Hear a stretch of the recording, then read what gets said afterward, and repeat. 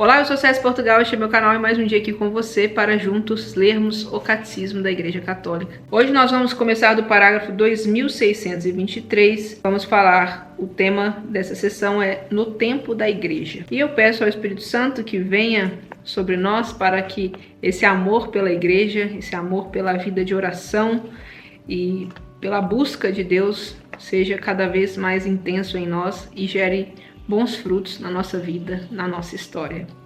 Amém. No dia de Pentecostes, o Espírito da promessa foi derramado sobre os discípulos reunidos no mesmo lugar. O esperando, todos eles perseveravam na oração em comum. O Espírito que ensina a igreja lhe recorda tudo o que Jesus disse, vai também informá-la para a vida de oração. Na primeira comunidade de Jerusalém, os fiéis se mostravam perseverantes em ouvir o ensinamento dos apóstolos na comunhão fraterna, na fração do pão e nas orações. A sequência é típica da oração da igreja, fundada na fé apostólica e autenticada pela caridade, ela é alimentada na Eucaristia. Essas orações são, sobretudo, as que os fiéis ouvem e leem nas Escrituras, as atualizando. Porém, são principalmente as dos Salmos, a partir de sua realização em Cristo. O Espírito Santo, que assim lembra Cristo à sua igreja orante, também a conduz à verdade plena e suscita formulações novas que exprimirão o insondável mistério de Cristo, atuando na vida, nos sacramentos e na missão de sua igreja. Essas formulações se desenvolverão nas grandes tradições litúrgicas e espirituais. As formas de oração, como nos são reveladas pelas escrituras apostólicas canônicas, serão normativas da oração cristã.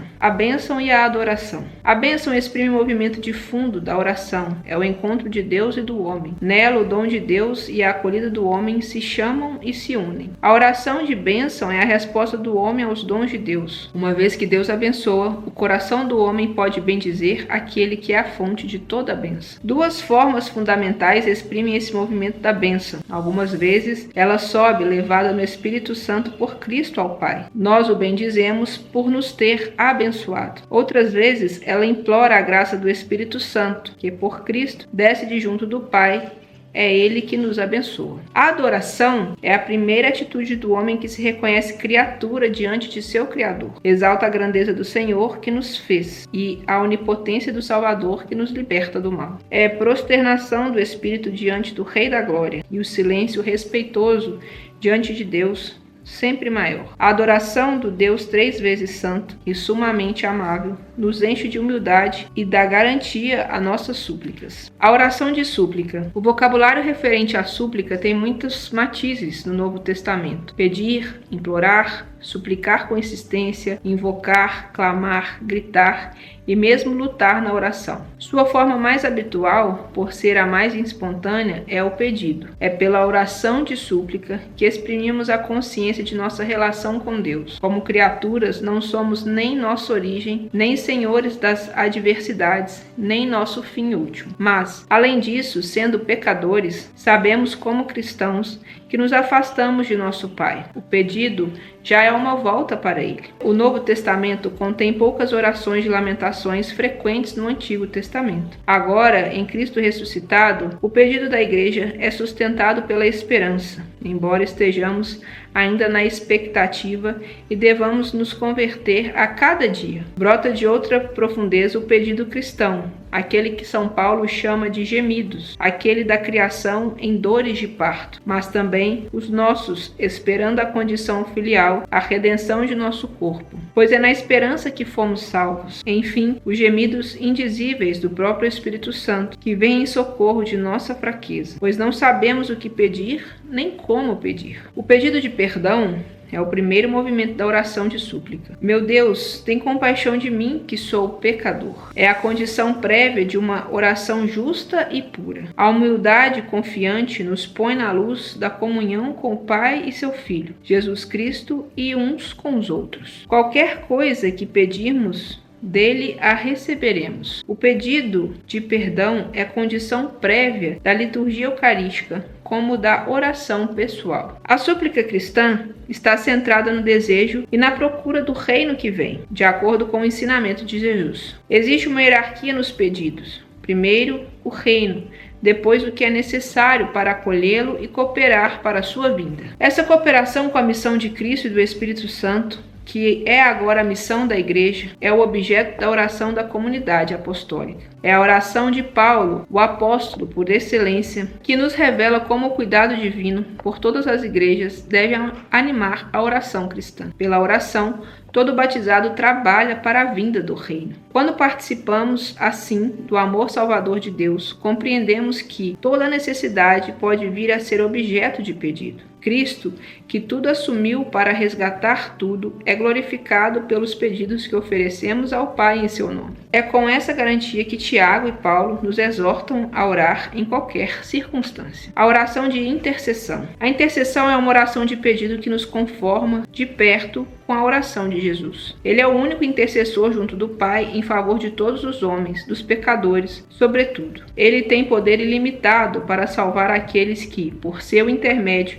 se aproximam de Deus, já que está sempre vivo para interceder por eles. O próprio Espírito Santo intercede em nosso favor, pois é de acordo com Deus que ele intercede em favor dos santos. Interceder, pedir em favor do outro, desde Abraão, é próprio de um coração que está em consonância com a misericórdia de Deus. Nos tempos da igreja, a intercessão cristã participa daquela de Cristo. É a expressão da comunhão dos santos. Na intercessão, aquele que ora não cuida somente do que é seu, mas também do que é dos outros. E até reze por aqueles que lhe fazem mal. As primeiras comunidades cristãs viveram intensamente a forma de partilha. O apóstolo Paulo as faz participar assim de seu ministério do Evangelho, mas também intercede por elas. A intercessão dos cristãos não conhece fronteiras, por todas as pessoas, pelos reis e pelas autoridades em geral, pelos que perseguem, pela salvação daqueles que recusam o Evangelho. A oração de ação de graças. A ação de graças caracteriza a oração da igreja que, celebrando a Eucaristia, manifesta e se torna mais aquilo que ela é. Com efeito, na obra de salvação, Cristo liberta a criação do pecado e da morte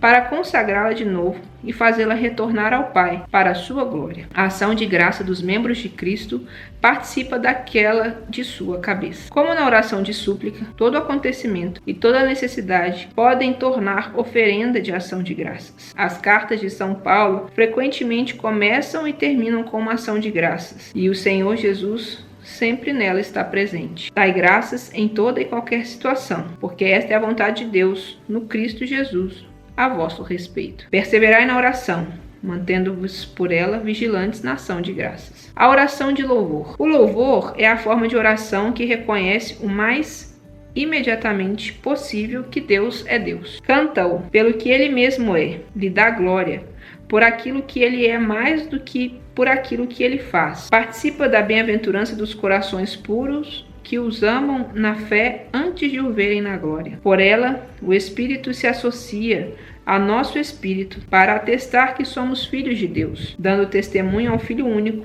em quem somos adotados e por quem glorificamos o Pai. O louvor integra as formas de oração e as leva àquele que é sua fonte e seu término. Existe um só Deus, o Pai, do qual vêm todos os seres e para o qual nós existimos. São Lucas menciona muitas vezes em seu evangelho a admiração e o louvor diante das maravilhas de Cristo. Chama a atenção também para as ações do Espírito Santo que estão nos Atos dos Apóstolos, a comunidade de Jerusalém, o paralítico curado por Pedro e João, a multidão que com isso glorifica a Deus, os pagãos da Pisídia que se alegraram quando ouviram isso e glorificavam a palavra do Senhor. Recitai uns com os outros salmos, hinos e cânticos espirituais. Cantai e salmodiai ao Senhor de todo o coração. Como os escritores do Novo Testamento, as primeiras comunidades cristãs releem o livro dos Salmos, cantando nele o mistério de Cristo. Na novidade do Espírito, eles compõem também hinos e cânticos a partir do acontecimento inaudito que Deus realizou em seu Filho, a sua encarnação, a sua morte vitoriosa sobre a morte, a ressurreição e a ascensão à sua direita. É dessa maravilha de toda a economia da salvação que brota a doxologia,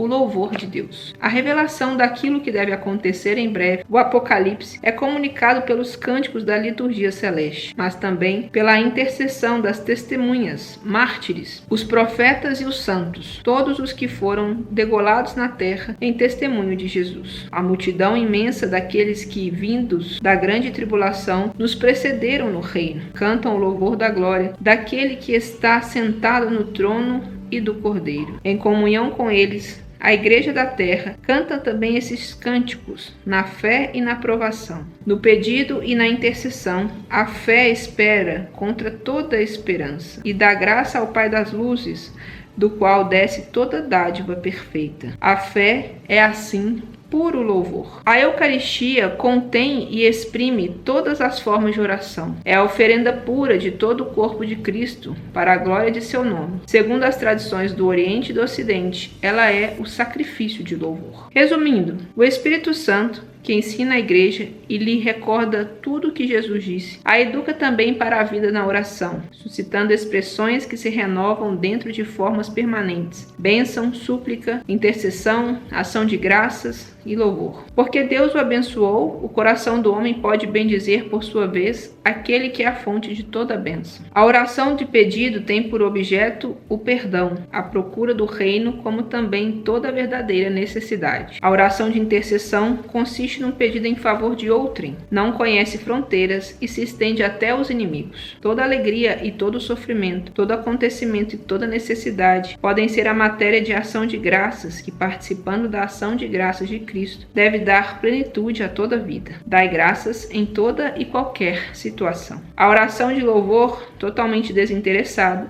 dirige-se a Deus, o canta por Ele mesmo, lhe dá glória por aquilo que Ele é, mais do que pelo que Ele faz. Hoje, então, nós vimos ferramentas que nos aproximam de Deus e ferramentas que posso dizer que fazem parte do nosso cotidiano, mas que talvez a gente não pare para pensar em quão importantes são e quão significativas são na nossa vida. Então, que você possa rever e ver o quão você tem usado essas ferramentas. Se está usando pouco, use mais.